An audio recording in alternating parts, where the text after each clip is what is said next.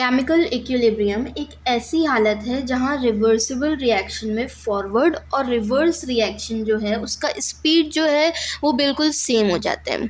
For example हम soda और सिरका को जब एक बॉटल में मिक्स करते हैं तो वो कार्बन डाइऑक्साइड प्रोड्यूस करना स्टार्ट करते हैं।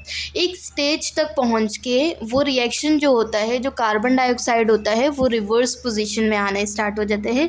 इसी को हम केमिकल इक्विलिब्रियम कहते हैं। सेकंड है हमारे पास रिवर्सिबल रिएक्शन। रिवर्सिबल रिएक्शन क्या होता है कि इसमें जो रिएक्टेंट होते हैं वो मिलकर प्रोडक्ट बनाते हैं और वो जो प्रोडक्ट होता है वो दोबारा टूट के रिएक्टेंट्स में चेंज हो जाता है।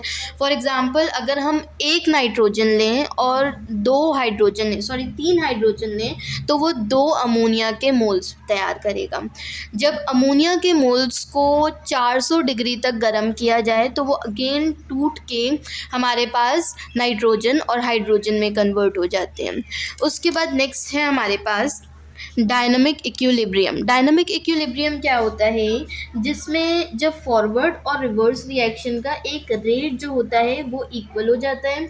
जो डायनामिक इक्विलिब्रियम होता है यहाँ पे प्रोसेस जो होता है वो रुकता नहीं है, बट हमें एक इल्यूजन ऐसा क्रिएट हो जाता है या फिर हमें वो रुकता हुआ नज़र आ रहा होता है, बट वो कांस्टेंट स्पीड से चल रहा होता है।